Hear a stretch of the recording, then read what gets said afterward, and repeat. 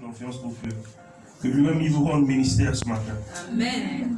Alors il m'a déjà présenté et je vais me limiter dans cette présentation puisque la vie est encore devant nous. Si Jésus ne revient pas,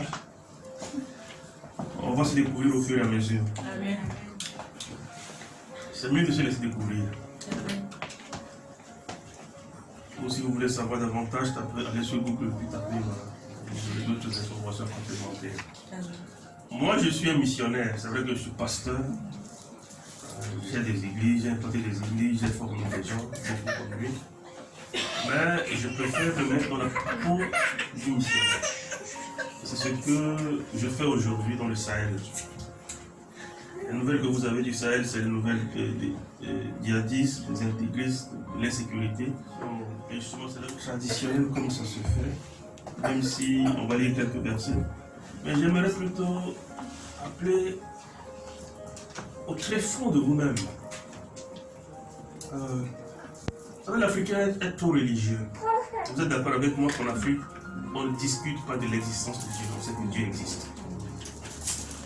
Mais est-ce que cette religiosité est-elle synonyme d'une spiritualité authentique en ce sens où nous faisons toujours ce que Dieu nous demande?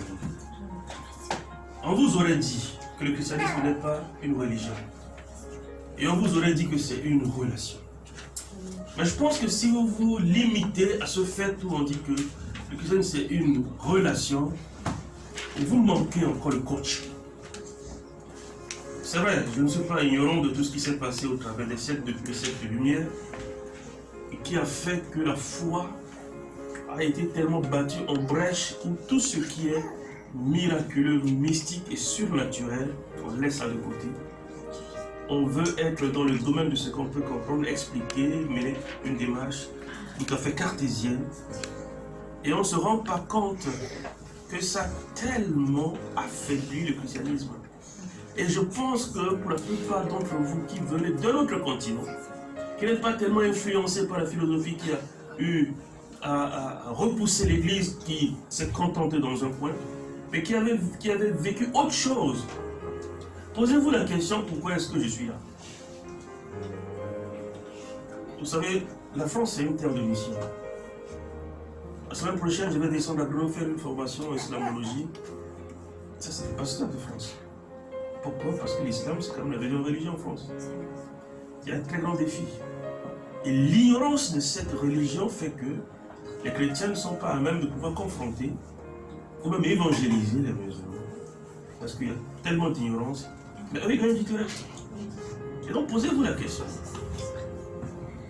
Suis-je toujours en train d'écouter Dieu et ce qu'il me demande de faire? C'est cette réflexion que j'aimerais mener avec vous ce matin. Il ne suffit pas juste de rentrer dans les eaux de baptême. Il ne suffit même pas d'avoir seulement un ministère. Et ça, le ministère, il y en a. Chacun peut se lever et faire des choses au nom de Dieu. Mais qu'est-ce que Dieu t'a dit? Tu es là ce matin, qu'est-ce que Dieu t'a dit? Es-tu en diapason avec lui? Si ce n'est pas ça, notre vie ira dans tous les sens et nous aurons tous ces problèmes que nous connaissons. Même en tant qu'enfant de Dieu, en dépit de tout ce que les bons orateurs vous promettent. Vous vivez votre vie, vous savez ce que vous traversez. Seigneur, nous voulons encore te remercier ce matin et nous voulons nous ouvrir à la présence de ton Esprit Saint, qui est le meilleur enseignant. Nous invitons qui viennent pour nous enseigner, qui viennent pour nous disposer et qui viennent glorifier le nom de Jésus. Nous voulons être connectés à ton trône et comprendre ce que tu veux nous communiquer. Pourquoi est-ce que nous sommes là? Tu nous as créés pour une chose et tu nous as sauvés aussi pour un but. Mais donne-nous de comprendre. Et que ce matin, tout ce qui est comme distraction, tout ce qui est comme bruit parasitaire, disparaisse du fond de notre cœur et que nous réalisons. C'est que même seul avec toi, nous pouvons apporter le changement et faire beaucoup de choses. Amen. Et que la gloire te revienne en Jésus-Christ. Amen. Amen. J'ai rencontré le Seigneur quand je faisais mes études en Chine. Ça, c'est depuis les années 80. J'étais parti pour des études d'ingénierie Moi, chez l'Islam agricole, et c'est là-bas que le Seigneur s'est révélé à moi.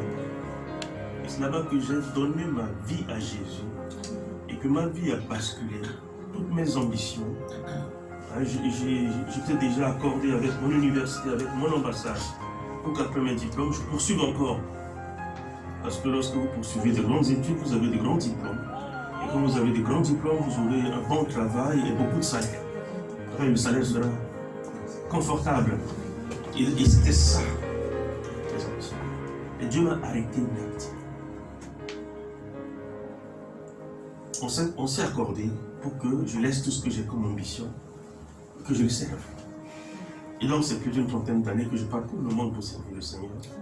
Je ne regrette pas avoir pris cette décision, même si je vis, il n'y a aucune garantie que demain j'aurai une pension ou que demain je vivrai mieux. Et j'ai une famille, et des enfants. Mais il ne m'a pas déçu depuis cet enfant, simplement parce que j'ai obéi à ça. Et lorsque vous obéissez, même si vous êtes seul, votre obéissance peut faire la différence. Amen. Et pour obéir, il faut entendre. Quelle discipline faites-vous pour écouter Dieu par rapport à ce que vous faites? Ça peut être peut-être dans le monde séculier ou dans le monde spirituel. Parce que pour nous, il n'y a pas de hasard. Comment est-ce que vous entendez Dieu? En 1908, il y a un jeune homme qui s'appelle Tori Jasper. Il demandait Dieu, mais si effectivement tu existes, il faut permettre que je te connaisse. Et il a cru entendre Dieu lui dire, tu vas marcher jusqu'au bord de la mer et tu verras une grande caisse d'où s'échappe une fumée. Et sortira de cette grande caisse une autre petite caisse. Il n'a jamais vu un bateau. Il ne pouvait pas lui parler de bateau. Donc Dieu lui parle de caisse. Et ce jeune homme Toé a marché pendant une semaine jusqu'au beach. Et il voit, il y a un grand bateau. Il s'arrête. Après, il y a une petite dessin qui sort sur ce bateau. Et donc, dans ce bateau, il y avait un couple missionnaire, John Pickens avec sa femme, qui venait des États-Unis, qui avait reçu d'évangéliser le peuple indigène. Et lorsqu'il voulait descendre, le capitaine disait, cet endroit est dangereux parce que c'est habité par les cannibales. Si vous allez, on va vous tuer. Mais ils avaient cette conviction dans leur cœur que c'est là où Dieu voulait qu'ils descendent. Et quand ils sont sortis, ils ont accosté, le jeune Toé était là. Parce que lui aussi, Dieu lui avait dit, marche au bord. Il les a conduits dans son village. Il leur a appris leur langage. Il est devenu leur premier converti. Et c'est comme ça que l'évangile s'est répandu au Libéria. Parce que vous avez un jeune homme qui était en train de se poser la question est-ce que Dieu existait, qui voulait une réponse. Et vous avez un couple qui avait cette soif de propager la bonne nouvelle. Et Dieu a fait la connexion. Et l'évangile a pénétré tout le pays. Voilà ce que Dieu peut faire à partir d'un homme qui écoute sa voix et qui obéit. Est-ce que vous avez cultivé cette habitude d'entendre Dieu? Et quand vous l'écoutez, est-ce que vous obéissez? Parce que votre obéissance fait la différence. C'est aussi simple que ça. Dieu vous connaissait avant que vous veniez dans ce monde. Dieu a choisi pour vous nation. Il a choisi pour vous parents. Ce n'est pas vous qui avez choisi. C'est Dieu qui a tout choisi. Et vous pensez qu'il a fait cela juste pour qu'après, il vous abandonne au plein chemin? Non. En vous créant, Dieu sait pourquoi il vous a créé. Il a un but pour votre vie. Mais est-ce que vous êtes rentré vraiment dedans? Je vous disais, quand moi je partais pour mes études, je ne savais pas que Dieu m'attendait. Et il avait raison parce que ce n'était pas en Chine, je ne sais pas où est-ce qu'il devait m'attraper. Et quand je dis aux gens que je me suis converti en Chine, c'est tellement contradictoire parce que c'est un pays communiste. Où on ne pratique pas librement la foi. Mais Dieu, il sait faire de l'humour.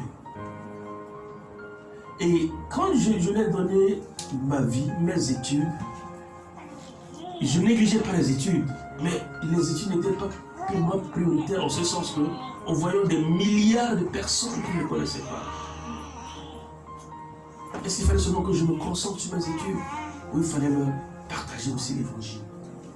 Mais en partageant l'évangile, c'est un risque que je prenais. La police pouvait m'attraper, me foutre en prison. J'ai vu des collègues qui ont été renvoyés des études. C'est pas parce qu'ils témoignent de leur foi. J'ai parfois reçu des coups de fil de la police. Mais Dieu m'a préservé. Je partais à Hong Kong pour faire rentrer clandestinement des Bibles. Pour donner aux chrétiens. Des risques que je prenais.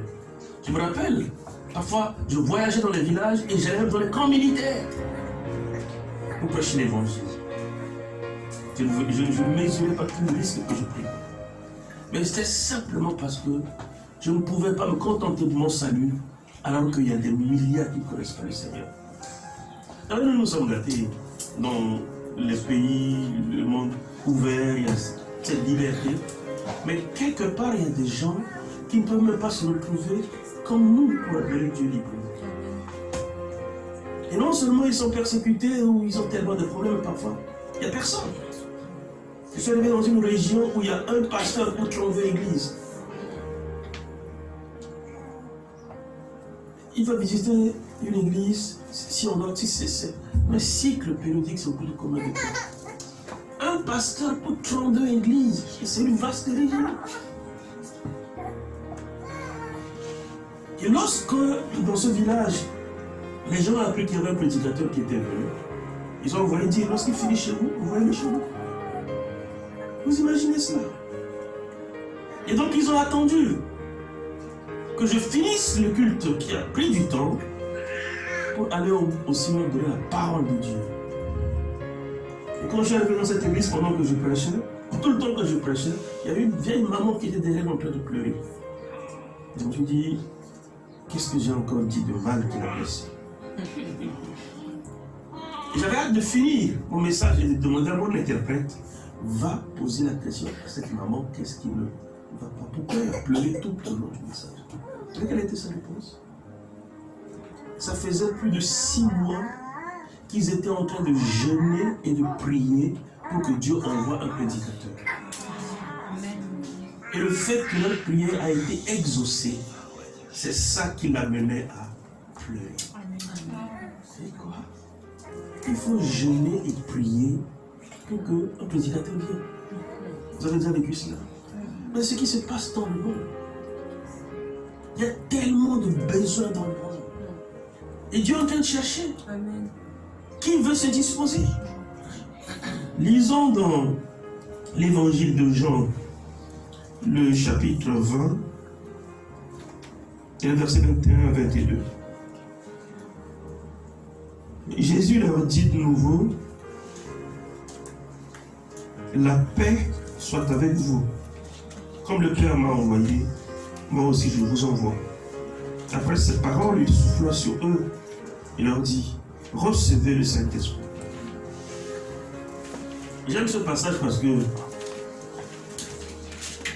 ça résume qui était Jésus et qu'est-ce qu'il est venu faire et qu'est-ce qu'il a fait. Après sa résurrection, il visite encore de nouveau les disciples et puis il proclame sur eux la paix. Mais qu'est-ce qu'il dit? De même que le Père m'a envoyé, moi aussi je vous envoie. Le verbe envoyer en grec, c'est le verbe apostelo. Et si vous voulez une translittération, on peut dire, de même que le Père a fait de moi un apôtre, moi aussi je fais de vous un apôtre. Pas apôtre dans le sens des gens qui veulent les grands titres, mais apôtre dans le sens d'un envoyé. Et justement, quand on prend ce verbe envoyer et qu'on le traduit en latin, ça donne le verbe missio. Et c'est le verbe missio qui a donné le mot missionnaire. Et donc, si on veut utiliser le français courant, Jésus est en train de dire, de même que le Père a fait de moi un missionnaire ou son missionnaire, moi aussi je fais de vous des missionnaires. Ça pour comprendre littéralement ce verset, c'est ça ce que j'ai en train de dire aux apôtres. Il dit, le Père, le bon job ou le meilleur job qu'il a commencé de faire de moi un missionnaire. Et je ne crois pas que ce soit le rêve des parents qui ont un fils unique. Si vous avez un fils unique, c'est quoi votre rêve? Que votre enfant devienne un serviteur de Dieu? Je ne pense pas. Vous rêvez qu'il devienne peut-être un grand homme politique, un banquier, un scientifique. Ça, c'est votre rêve et vous allez investir pour que vraiment ça réussisse. Mais Dieu, il n'a pas regardé tout cela, il a dit, toi, tu seras. Et Jésus a accepté avec joie, il est venu. Et maintenant qu'il est en train de repartir, c'est ce qu'il dit aussi aux apôtres. De même que le Père a fait de moi, moi aussi je fais de vous des missionnaires. Et vous pensez que cette chaîne devait s'arrêter seulement au niveau des apôtres? Eh bien, ça doit continuer. Qui devons-nous être aujourd'hui? Si le Seigneur venait pour s'adresser à nous, que dira-t-il? Le Père a fait de moi missionnaire, et moi je fais de vous des quoi? Des missionnaires. Nous sommes tous appelés à être des missionnaires de Jésus, missionnaires de Dieu. Et c'est pour ça que je dis aux églises, si dans votre programme, dans votre plan, vous ne parlez pas de mission, vous êtes en dehors de la plaque. Si la mission ne vous préoccupe pas, qu'est-ce qui vous préoccupe? Dieu nous a sauvés pour sa mission. Vous n'êtes pas être comme moi, parcourir le monde ou aller dans le Sahel. Mais là où Dieu vous a placé, c'est votre champ de mission. Mais est-ce que vous en avez conscience? Vous pouvez avoir un patron qui est terrible, des collègues qui se moquent de vous, peut-être des subordonnés qui ne vous respectent pas, vous avez un mari qui est... Mais Dieu vous a placé là, c'est votre champ de mission. Vous devez toujours avoir cette conscience de dire, je veux témoigner du Seigneur quand les gens me voient. Ils voient le Seigneur. Mais si nous vivons dans une société qui est anti-Dieu, et que nous ne comprenons pas que Dieu nous a placés pour qu'au travers nous, ces personnes soient sauvées, mais comment est-ce qu'ils vont être sauvés? Si ce n'est pas vous qui témoignez à vos collègues, qui témoignez à vos voisins, les gens que vous croisez, avec qui vous êtes chaque jour dans le train ou le métro, si ce n'est pas vous qui va le faire, puisque le nombre n'est pas élevé ici. La mission, c'est un travail qui doit être intentionnel. Je le fais de manière consciencieuse. J'ai cette conscience-là que Dieu m'a placé pour être son missionnaire. Et il fallait que les apôtres comprennent. Mais je ne crois pas que le message était seulement pour les apôtres. C'est aussi pour l'Église.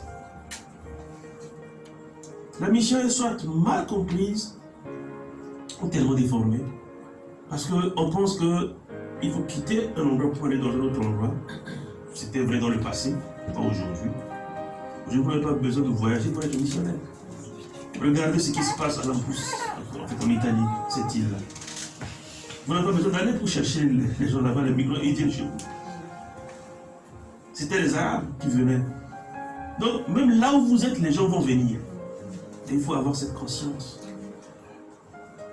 que je suis missionnaire de Dieu. Et Dieu veut se servir de vous.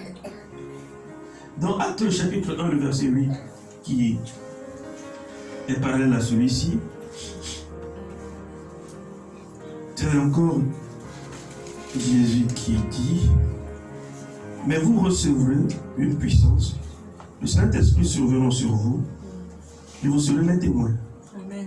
À Jérusalem, dans toute la Judée, dans la Samarie et jusqu'à l'extrémité de la terre. Et là, je vais insister sur le mot témoin.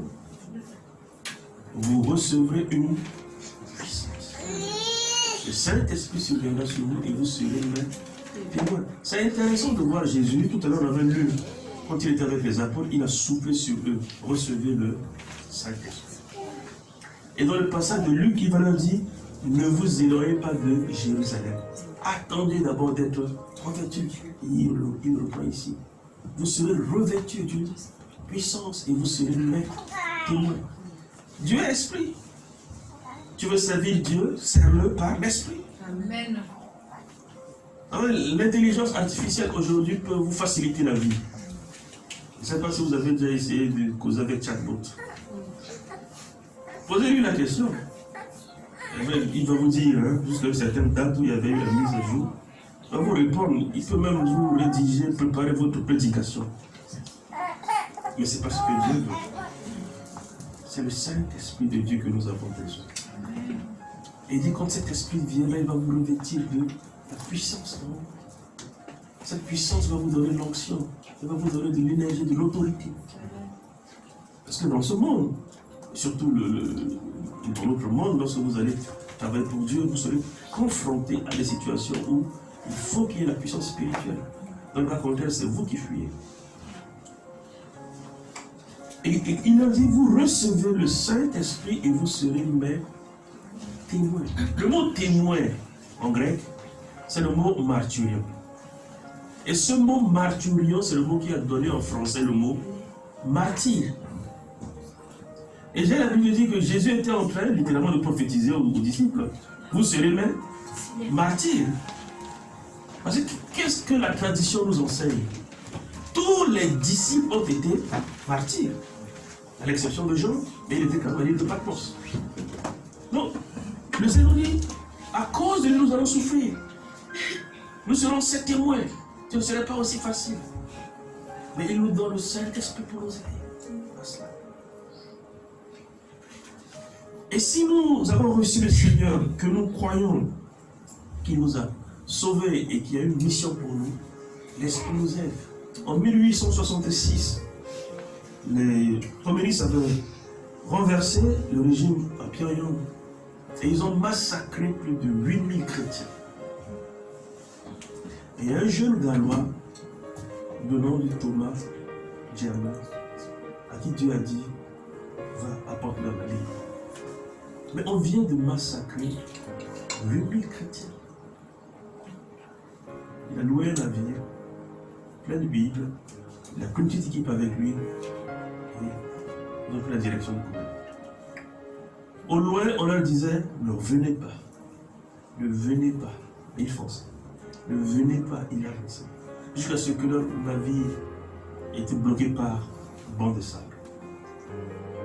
Et les militaires coréens ont mis le feu au bateau. Ses compagnons fuyaient, descendaient, ou à fur et à mesure qu'ils descendaient, on les tuait. Il était resté littéralement seul à bord avec ses habits en flammes. Mais sauvons les Bibles qu'il avait dans le bateau. Il ne voulait pas que ça se perde. Donc il jetait les Bibles à la plage. Quand il a fini, il a pris la dernière Bible. Il est descendu. Il est venu devant un soldat militaire. Il a supplié. Prends cette Bible. Le soldat avait pitié de lui. Mais il a tué. Et les gens étaient là en train de suivre le spectacle. Qu'est-ce qu'ils ont fait? Ils ont ramassé les Bibles qui avaient échoué sur la plage. Ils sont partis avec. Ils ont déchiré les pages de Bible. Ils ont fait de cela des papiers peints de leur maison. Plusieurs mois après, le Saint-Esprit a commencé à souffler. Et les pages de Bible qu'ils avaient collées dans leur maison, ils ont commencé à lire. Et au fur et à mesure qu'ils lisaient, ils ont commencé à se convertir. Malgré le prix élevé de leur foi. Mais pourquoi c'est arrivé? Parce qu'un jeune homme de 27 ans a écouté Dieu lui donner une mission. Il pouvait vivre sa vie. Il pouvait réussir ailleurs. Mais il a accepté d'obéir. L'obéissance, parfois c'est aussi le sacrifice. Nous faisons trop de calculs aujourd'hui.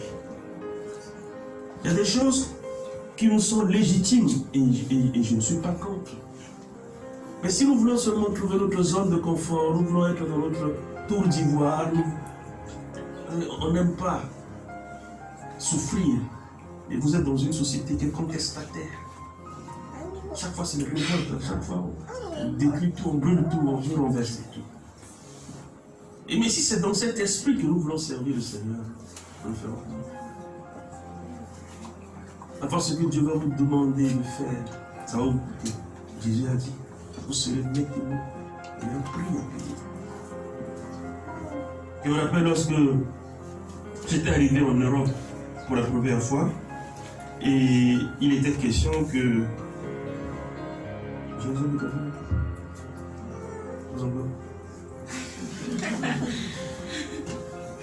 J'ai été recruté en Suisse, parce qu'à l'époque, un franc suisse faisait 4 francs français. Et donc j'étais inscrit dans un institut pour apprendre la langue alémanique. Je vais travailler comme missionnaire parmi les étudiants étrangers à l'université de Zurich, ouvert le compte en banque et tout. Et Dieu me dit, c'est pas en Europe que je te fais. J'ai dit à Dieu, en fait, ce qui est nécessaire pour moi, c'est de servir. Te servir en Europe, te servir en Afrique, c'est toujours te servir. Il m'a dit, non, c'est pas en Europe. Je vais partir en Afrique. Et Dieu passe.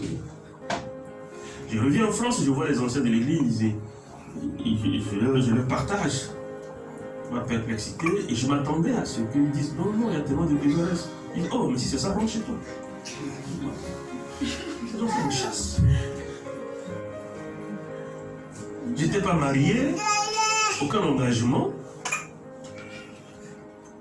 Je dis, ok, j'ai pris mon billet, je suis rentré.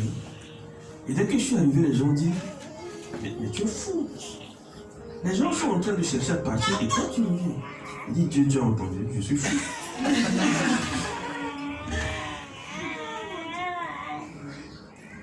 Obéir à Dieu, c'est pas toujours évident.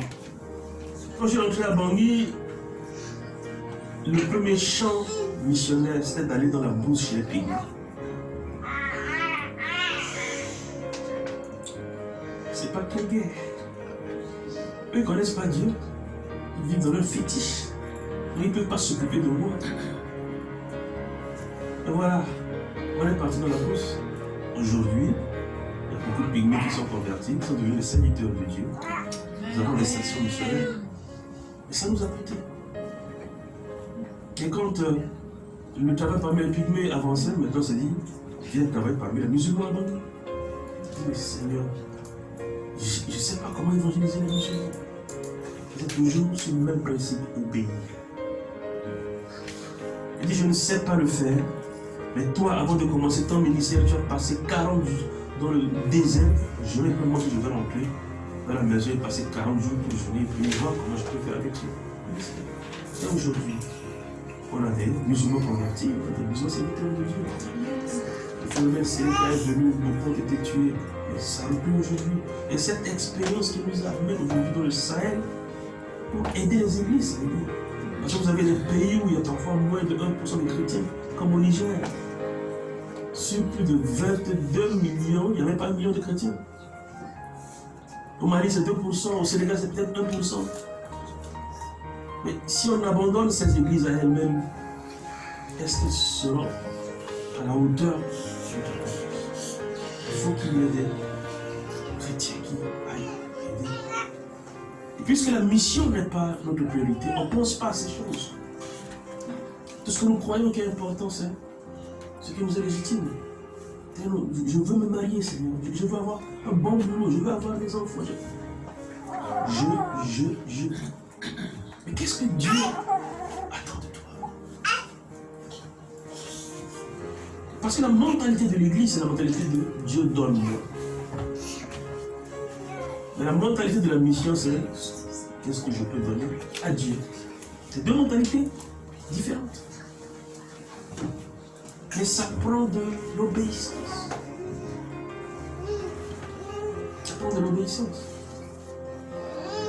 En 391 plutôt, il y a un jeune moine qui s'appelle Télémachus. Et Dieu lui a dit, monte à Rome. Télémachus ne savait pas pourquoi. Tout ce que Dieu lui a dit, c'est, va à Rome. Il a obéi. Et quand il est arrivé à Rome, il voyait dans la rue que tout le monde se dirigeait vers le Colisée. C'est un grand amphithéâtre où on pouvait jeter les gens aux bêtes sauvages pour être déchiquetés, où les gladiateurs menaient des combats. Et donc, les gens aimaient voir ce genre de spectacle. Le sang qui giclait, ça c'était une jeu. Et Télémachus arrive à Rome, et puis tout le monde allait vers le Colisée, lui aussi les a suivis. Il va, il rentre, il s'assoit, et après il voit deux gaillards armés qui arrivent, et qui saluent l'empereur, et il a compris. Ça, c'est le combat des gladiateurs. Qu'a fait Télémachus? Il a sauté de sa place, il est allé jusqu'à l'arène. Il s'est tenu entre les deux gladiateurs pour leur dire au nom de Christ, arrêtez. Les spectateurs pensaient que ça faisait partie du scénario. Mais quand ils ont compris que c'est un intrus, ils ont dit tuez-le. Et l'un des gladiateurs a frappé Télémachus avec son épée, il est tombé. Et il s'est encore relevé. Il s'est tenu en homme lui, il a dit, au nom de Christ arrêté. Le même soldat l'a frappé en mort. Et pendant qu'il gisait là, dans son sang, en train de rendre l'âme, il murmurait faiblement, au nom de Christ arrêté. Quand il est mort, l'histoire raconte qu'il y a une indignation qui a commencé à parcourir les années. Et un à un, les spectateurs se sont levés, ils sont sortis de l'amphithéâtre. Et il s'est avéré que c'était le dernier combat des gladiateurs dans le Colisée de Rome. Pourquoi cela est arrivé? Parce qu'un tout petit moine a obéi. Il a donné sa vie et il a changé le cours de l'histoire. Votre obéissance peut faire la différence. Ne regardez pas ce que l'homme regarde. Ne vous fiez pas aux analyses, aux opinions. Dieu peut faire au-delà de ce que vous imaginez. Il faut obéir. Il faut obéir. Ça va vous coûter. Vous savez, l'apôtre Paul, avec son équipe, ils avaient l'habitude de prêcher en Asie. Et il fut un temps où la Bible dit que quand ils voulaient aller quelque part, l'esprit s'opposait, ils voulaient aller quelque part, l'esprit s'opposait. Et après, ils ont reçu cette vision, il dit, il y a un Macédonien qui leur dit, venez chez nous. Et c'était la première fois que Paul et son équipe venaient en Europe pour annoncer l'évangile. Parce qu'ils ont obéi à une vision. Sinon, lui, il était en Asie. Mais quand Paul est arrivé en Europe, quel a été l'accueil? C'était la prison. Lui et Silas étaient en prison, dans la région de Philippe. Frappés, enchaînés. Mais au lieu qu'ils accusent Dieu, c'est nous, on était tranquilles en Asie, on voulait te servir là-bas. Tu nous as dit de venir en Europe, maintenant quand on vient en Europe, on n'est pas reçu en triomphe. Regarde ce qui nous arrive. Paul et Silas ne sont pas lamentés. La Bible dit que qu'est-ce qu'ils ont fait? Vers minuit, ils louaient Dieu. Ils louaient Dieu. Parce qu'ils ont compris que servir Dieu est accompagné aussi de sacrifices et de souffrance. Et nous te bénissons à cause des chaînes, nous te bénissons à cause des jougs, nous te bénissons à cause de nos pieds dans les cercles. Nous te bénissons pour le sang qui a coulé. Ils louaient Dieu, la Bible dit vers minuit. Leur louange a fait descendre la puissance de Dieu. Tremblement de terre, les portes étaient ouvertes. Le geôlier s'est converti.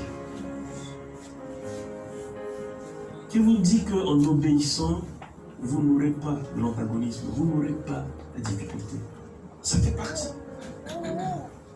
Mais quand vous aimez Dieu, les épreuves ne peuvent pas vous arrêter. Je sais de quoi je parle. Ma vie, lorsque je me suis converti, je le disais en Chine, le premier courrier que j'avais reçu des États-Unis, lorsque je l'ai déchiré, j'ai vu qu'il y avait un stylo dedans et j'ai dit à Dieu, mais tout ce que tu trouves de bon, m'envoyer du pays de l'oncle Sam, c'est un stylo. Il n'y a pas autre chose que tu pouvais m'envoyer. Et c'est comme si l'esprit me disait, mais regarde d'abord le stylo que tu as reçu. Et en considérant le stylo, c'était un stylo plaqué en or, et puis il y avait un mot qui était écrit dessus, cross. Et le mot cross, c'est la croix.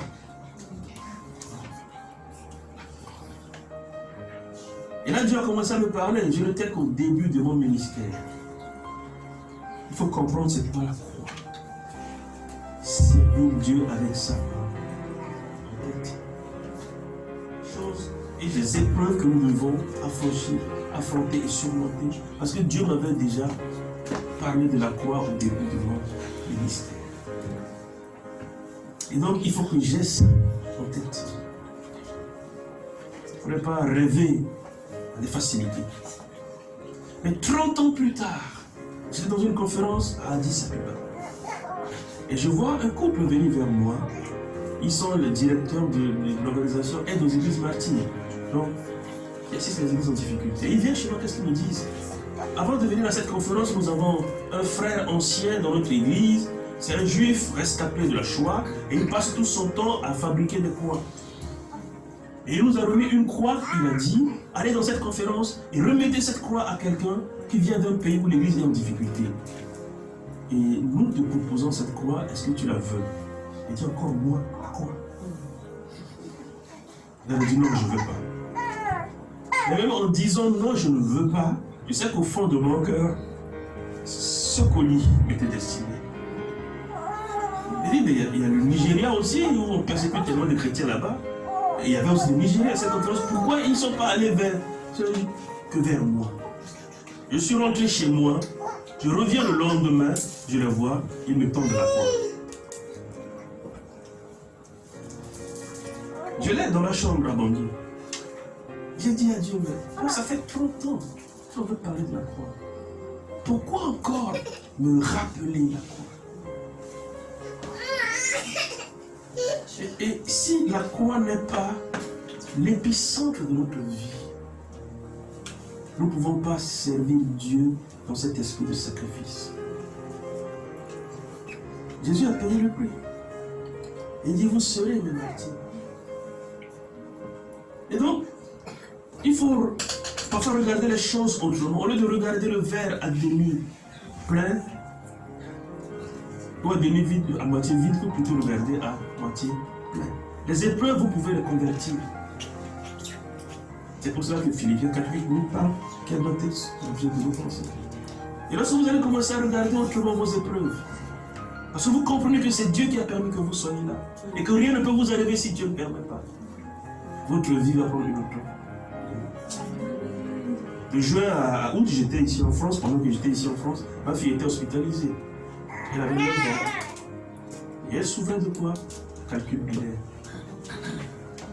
Oui, des petits enfants comme ça. Et quand j'ai fait les recherches, il me semble que 2% des enfants dans le monde souffrent de ces calculs binaires. Et pendant une semaine à l'hôpital, les médecins ne s'accordaient pas pour l'opérer. Parfois on la préparait. Et vous, un petit enfant qui passe toute la journée, parfois toute la nuit sans boire ni manger parce qu'on va l'opérer. Mais après on vient dire que l'opération n'a pas lieu. Et c'était comme ça pendant une semaine. Angoissé, traumatisé. Et j'ai dit à mon épouse, va signer une décharge, tu la sors de l'hôpital, on ne va pas l'opérer. C'est ce qui a été fait. Et donc, je n'étais même pas libre quand moi j'étais ici. Il y a l'épreuve là-bas. Et cette sorte de persécution, elle est sortie. Il y a des choses, ce n'est pas à nous de dicter à Dieu. Si nous voulons marcher avec Dieu, ce n'est pas à nous de lui dicter ce que nous voulons. Écoutons, qu'est-ce qu'il nous dit. Je vais finir avec ce témoignage d'une équipe missionnaire qui a vécu en Europe. Parce que lorsqu'on va vous enseigner l'histoire de la mission en Europe, on vous parlera toujours des Moraves. Les Moraves, c'est le camp d'Isengolf, normalement, prêtre, et qui a initié ce mouvement. Un luthérien plutôt. L'histoire dit qu'ils ont passé 100 ans d'intercession. Mais les Moraves avaient une spécificité. Ils avaient ce fardeau d'amener l'évangile partout dans le monde. Et c'est grâce à eux que l'évangile est allé aux Amériques, en Asie, même en Afrique. Vous allez en Afrique du Sud aujourd'hui, il y a encore l'église des Moraves. Quand ils arrivaient quelque part, ils tenaient à ce que tout le monde entende l'évangile. Ce qui n'est pas évident. Imaginez-vous des gens qui arrivent dans le camp des lépreux et on leur dit, les lépreux sont en quarantaine. Vous n'avez pas accès. Que faisaient les Moraves? Ils feraient tout pour que l'un d'entre eux contacte la lèpre. Et vous savez que la lèpre, à cette époque, il n'y avait pas de médicaments. La lèpre, c'est comme une maladie cruelle. Ça fait mal, ça ronge les orteils, les petits doigts. Ça peut me déchirer la tête à cause des nerfs optiques, tout ça. Mais les Moraves feraient tout pour contacter la lèpre. Comme ça, ils seront placés dans le camp des lépreux et ils vont annoncer l'évangile aux lépreux.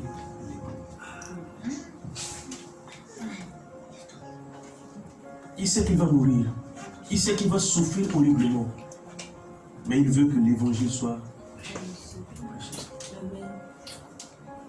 Le bonheur va arriver quelque part où il y avait des esclaves. Ils sont reclus. On ne s'approche pas d'eux. Les Mourins vont réussir à se vendre et devenir esclaves. Pour leur permettre d'avoir accès aux esclaves. Et à l'époque, il n'y avait pas les droits humains et les droits de l'homme. On traite l'esclave comme un animal. On peut le tuer.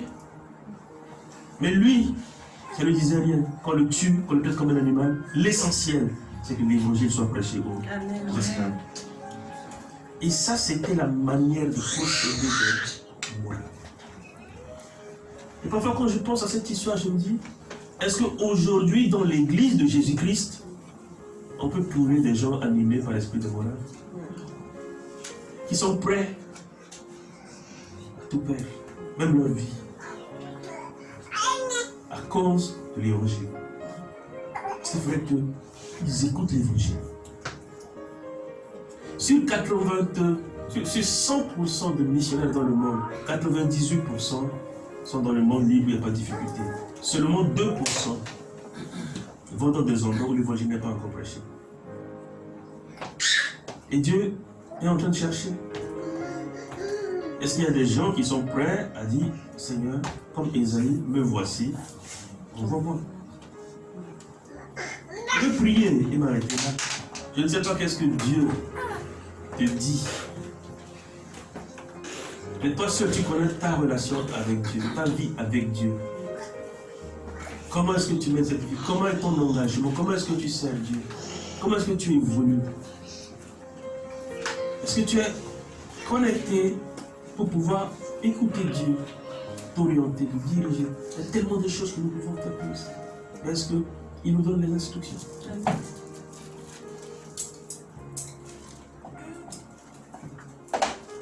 Et c'est une habitude qu'il faut cultiver, qu'il faut développer. Et je sais qu'on est dans une société où on doit courir derrière le temps. Mais à chaque homme, Dieu a donné 24 heures. Amen. Si vous estimez que vous n'avez pas assez de temps, même si vous donnez 36 heures, 48 heures, vous n'aurez pas toujours assez. Et donc avec ces 24 heures, vous trouvez du temps pour le Seigneur. Vous l'écoutez, parce qu'il veut vous parler. Prions le Seigneur.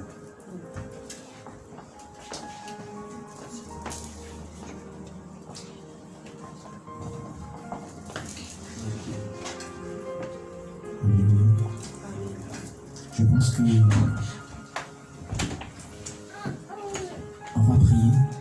Chacun prie en fonction de ce qu'il a reçu. Le Seigneur t'a parlé. Le Seigneur m'a parlé.